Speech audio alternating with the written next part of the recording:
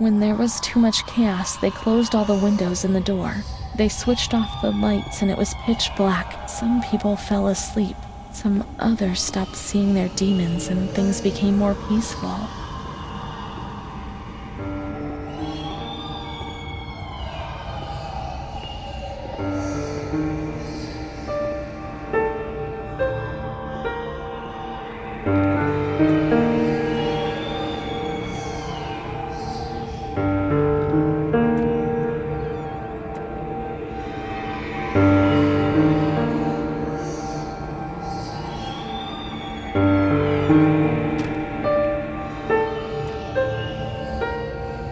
They put a straight jacket on you.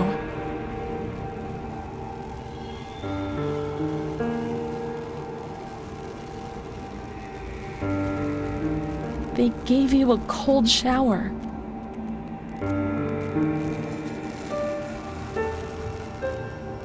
They suffocated you with a sheet.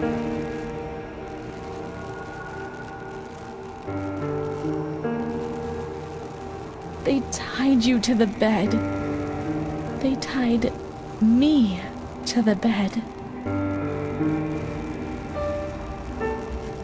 A woman died next to me, suffocated by her own vomit.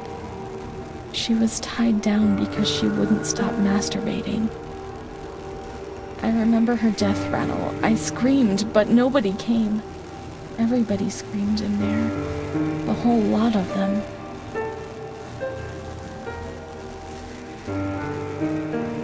It was then that I saw that doll, which wasn't Charlotte. No, she wasn't Charlotte.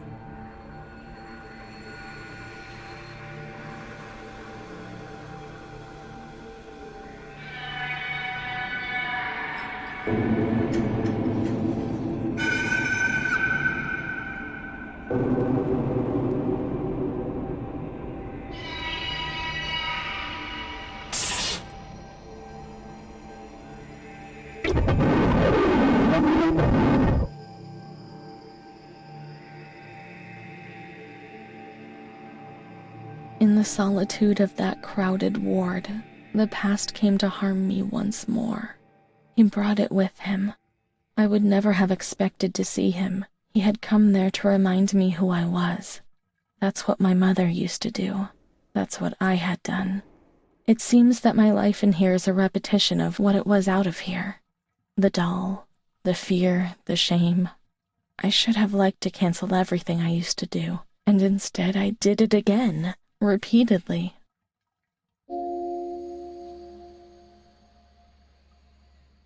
Montefoscoli, 12th November, 1939.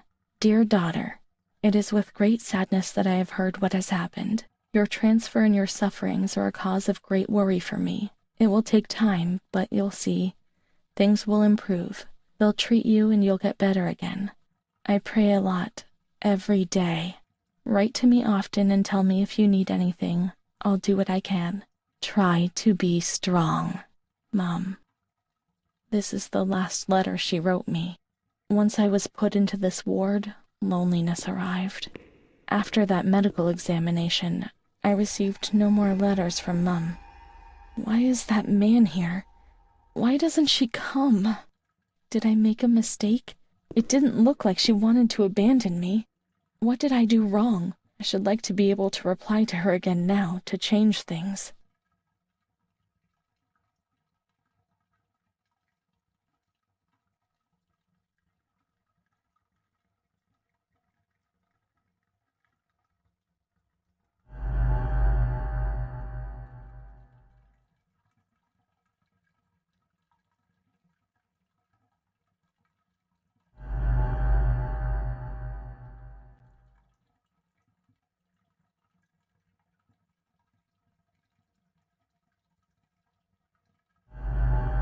Perhaps she would have listened to me. Will she reply?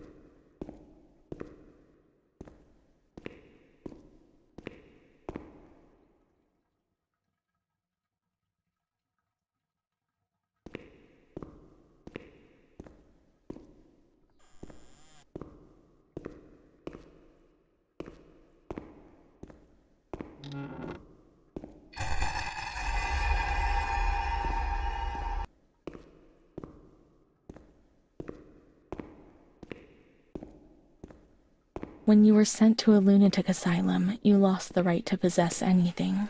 Everything you arrived with was packed up and stored here, even the clothes you were wearing, in case you were released one day.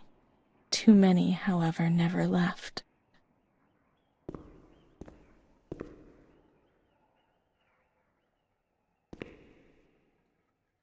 Dear Mother, please, I beg you, get me out of this place. It frightens me so much. You were right. I know I was wrong. I realize I'm so ashamed. If you only knew how much. But now I'll behave well. Sure, now things will be fine. I'll work hard. I'll be very good. Your daughter, Renee. This letter. It was Renee's letter, just like when it was written, but it was never sent. Why? Why did a thing like that happen? I've received your letter, Mum. You tell me to be patient and strong, while I only have fear and pain, and you no longer write to me. If only these lines could be my soul and tell you what's happening to me. The kids want to kill me. They all look the other way, and they tell me what I must do. I don't understand. She helps me, but what have they done to her? Can you tell me? Will you help me? Renee.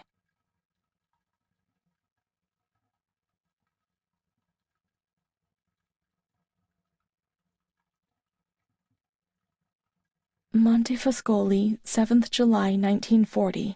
My dear daughter, I have received no news from you. You haven't even dropped me a line for months.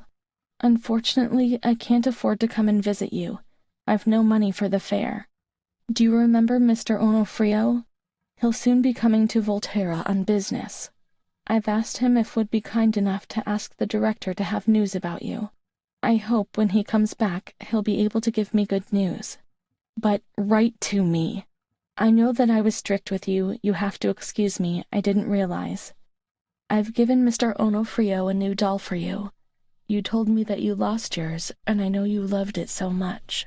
It's not as nice as your Charlotte, but I hope that it will comfort you nonetheless. Keep your chin up, daughter. Things will be fine. You'll see. Mum.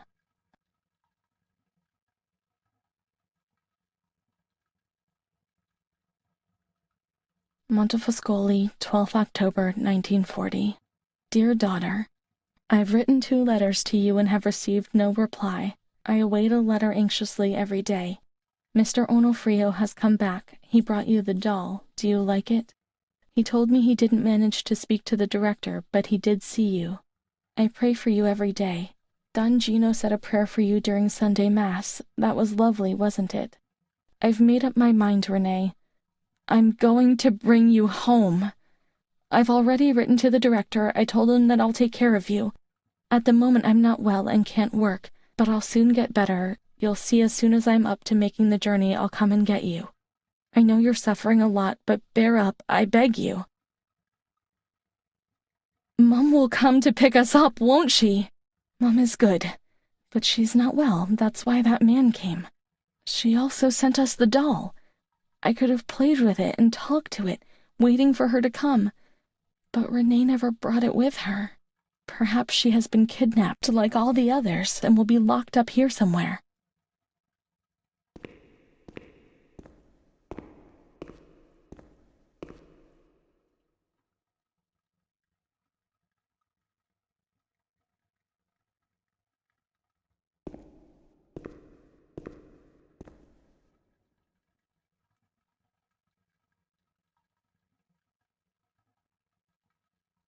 Now we can open the bundle on that table in front of the window.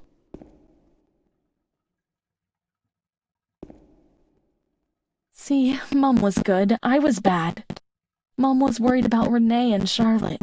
I abandoned Charlotte. We've abandoned her.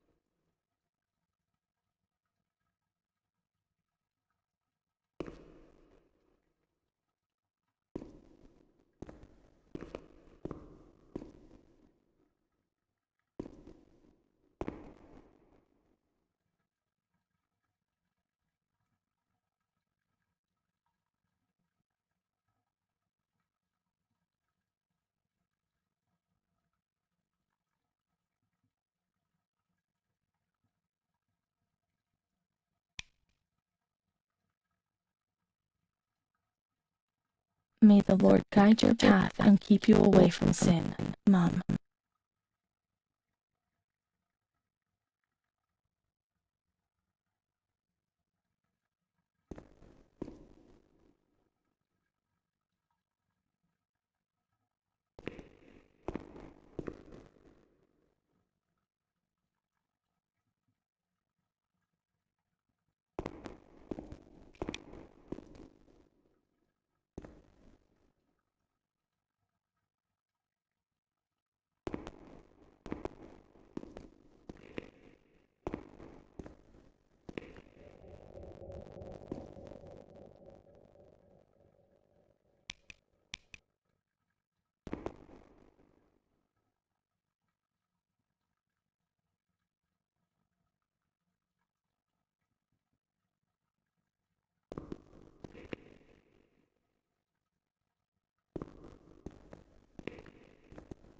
Let's look for Charlotte. They have abandoned her.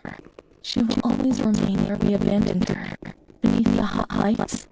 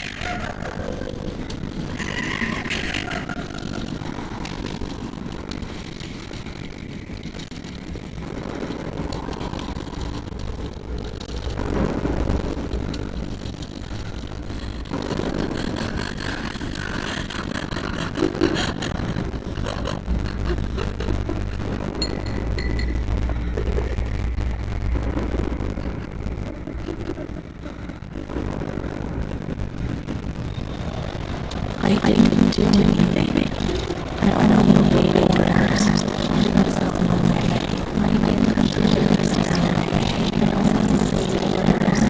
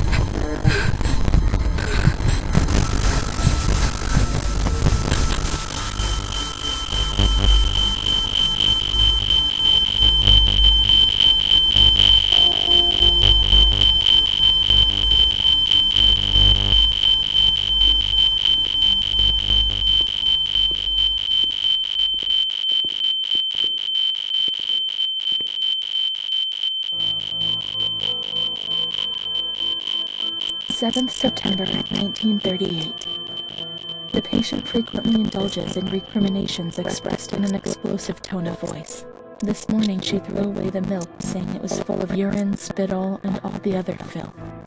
Crazed, she hears voices. They order her about. She says she heard children singing. They were imprisoned in a school. 20th January 1939. Mutistic, groggy, pays no attention to anything. When questioned and stimulated, she starts crying and weeping. At other times, she laughs. 1st June. Apathetic, eats very little. She refuses to be touched. Doesn't respond. Passes her time in the park. The cooks report that she sits on a bench in front of the kitchens. 14 October. Impulsive once again. This morning she asked for 2 eggs to make zabaione, but the moment she was given them, she threw them away. Excited, uproarious, slightly confused, she strips off. 8th December. Tied to bed for 15 days. High-spirited, tends to make witty comments and use vulgar words, laughs hysterically, masturbates. The nurses report that about 2 weeks ago she remained in the showers on her own and didn't want to leave. They report that when they took her away, she swore at them and then hit out at them and bit them. 2 nurses had to be treated for their injuries. Since then, they've kept her tied to the bed. Transferred to the semi-agitated ward, from the care of Dr. B to the care of Dr. C. I was with Amara in the showers. My memories terrify me. They're not real, are they? 15th December. Dr. C. Patient notes. The abnormality of her psychic state has induced her to lead a life which is irregular and tends towards delinquency. A fickle and flighty character, she abandons her household duties at intervals and dabbles in occasional prostitution. Delinquency? Maybe I answered someone back rudely. Yeah, at times they get on my nerves, but delinquency? And the prostitution? No, why? Why say a thing like that? The old doctor tried to understand, but this one just brands you without even understanding, or even trying to understand. Her mental deficiency makes her deaf to the reprimands of her family. She has shown suicidal tendencies. She was brought to the ward yesterday, agitated and vociferous, treated with cortisol, 2 injections a week for 5 weeks. The therapies remove the light for a short while, but also all will, desire, and hope. It was torture, but you couldn't refuse it. No one explained anything to us. No one tried to make us understand. We were like animals on a stock farm. 2nd June. After a long period of calm and improvement, the patient is very agitated today and vehemently refuses to submit to a gynecological examination. She swore and cursed those who generated her, flailing her arms and hitting out. The patient, according to reports by Dr. B, has been subjected to periodic checkups since she had a spontaneous abortion about 2 years ago in her 3rd month of pregnancy. Conception occurred after she had sexual intercourse with a stranger who sneaked into the hospital park. As detailed in the charges filed at police headquarters in Volterra, a copy of which is attached to these clinical notes. ES therapy. Spontaneous abortion? It's not true, I'm certain. How could I have invented things if I didn't even know what they were doing to me?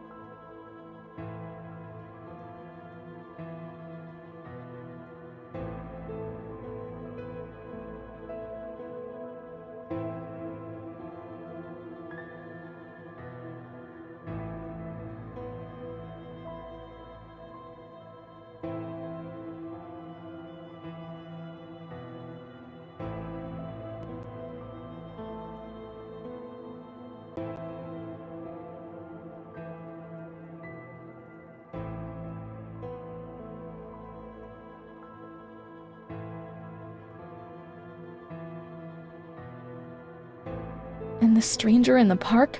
I don't remember. Was it another invention or another memory removed? God, my head!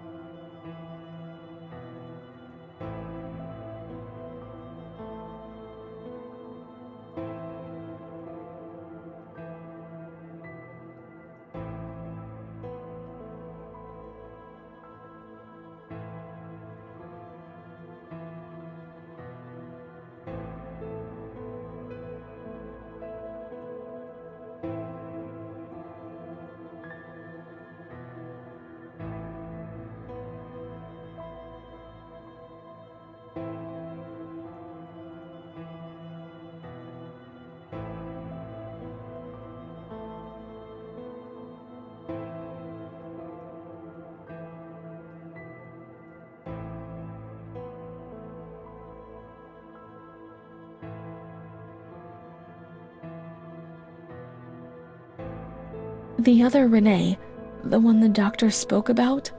The evil one who made you feel ill? The prostitute, the delinquent, the overwrought one. And what was she called?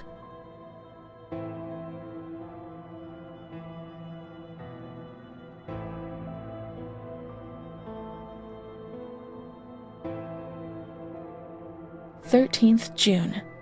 The nurses report that after having received her mother's letter, she fell into a state of great mental confusion. She threw her soup over another inmate because she was very anxious, and she punched a nurse. Impulsive, lashes about her. She rails against the doctor in vulgar terms while he is examining her, lashes out and spits. Block all correspondence so as not to give the patient further reasons to become agitated. 20th August, tied to bed. The nurses report that the patient becomes highly agitated after the visit of a relative or family friend. Even 2 days later, she still shouts ceaselessly that he commands her, that she must obey and harm herself, and that she is not Charlotte. All visits forbidden, constrained to bed and intensification of ES therapy until we achieve results. No contact with the exterior. In that way, no one knew what was happening within these walls.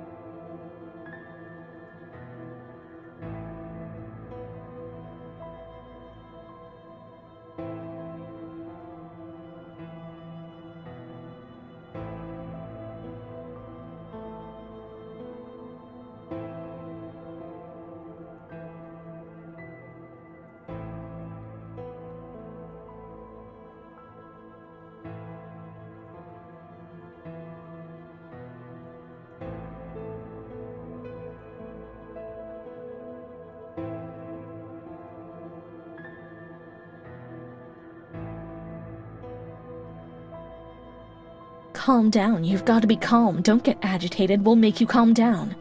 That's the only thing that matters. Is tranquility worth the price of not living?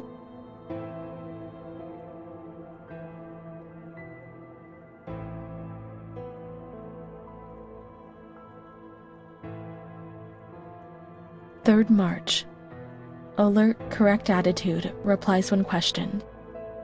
The nurses report that the patient is calm. She washes and looks after herself. She affirms the existence of a certain Amara. She says that Amara is a patient who disappeared when she was moved to this ward. No confirmation. Probably a regressive hallucination. Evaluate transfer. So, I was Amara? I can't believe that. I want to keep on looking. If we found traces of her existence, everything would change.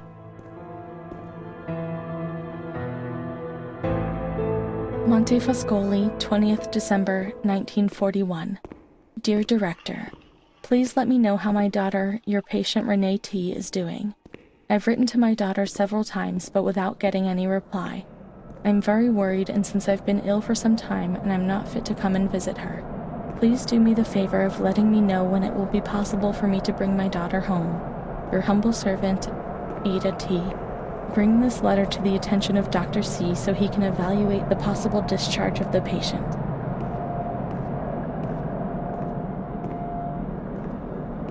We can try to find her medical records in the archive where the letters from her mother were filed.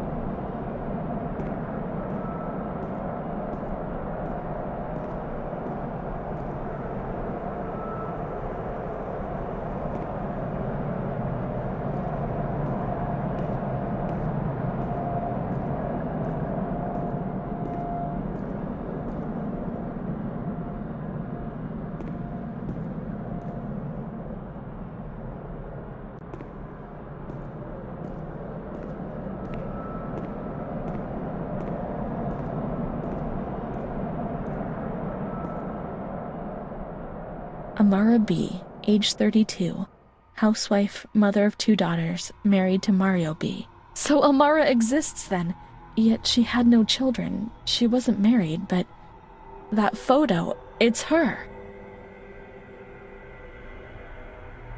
3rd June 1936, admitted yesterday. She shows signs of improvement. 10th June, jolly, calm, tranquil, she behaves well, keeps herself tidy and clean. Discharged 8th June. 28th April 1937. Arrives, brought by her husband, in an anxious and nervous state. Has difficulty speaking, trembles. Discharged 14th May. 8th March 1938. A few days before Renee was admitted, she told me that she had also been admitted shortly before. Arrived yesterday in a febrile state. Discharged 14th March. She didn't leave, certainly not after so few days, no. June 22nd, 1939. Readmitted. Once more the patient shows rapid improvement. Discharged 2nd July. 1st August, 1941. Umpteenth admission due to agitation. Discharged 27th August. She came and went, stayed there only for short periods, but I remember her always with me. What's happening? 4th March, 1942. Here once more, the same situation. 8th March. Compared with previous admissions, the patient seems depressed even after a few days, although she bears herself well and is attentive. Discharged 25th March. 2nd April. The patient is distracted and apathetic. Her husband brought her because she doesn't eat, doctor, sleeps all the time. I'm so worried, doctor. You know her, you can help her.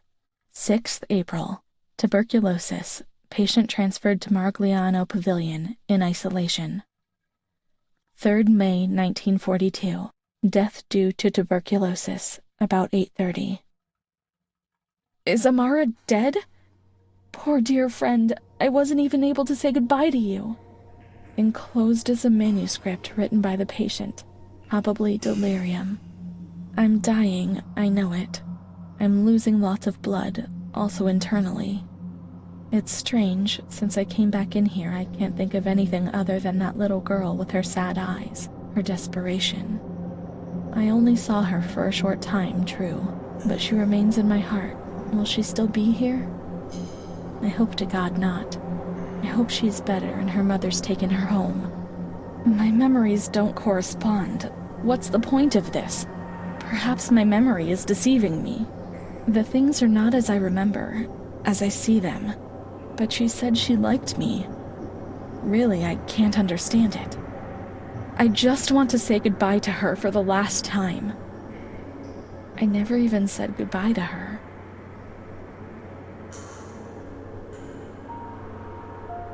How could a soul survive in this hell? I wish to feel things again. Pain, passion. Once again feel the tears wetting my face. Remember to have lived.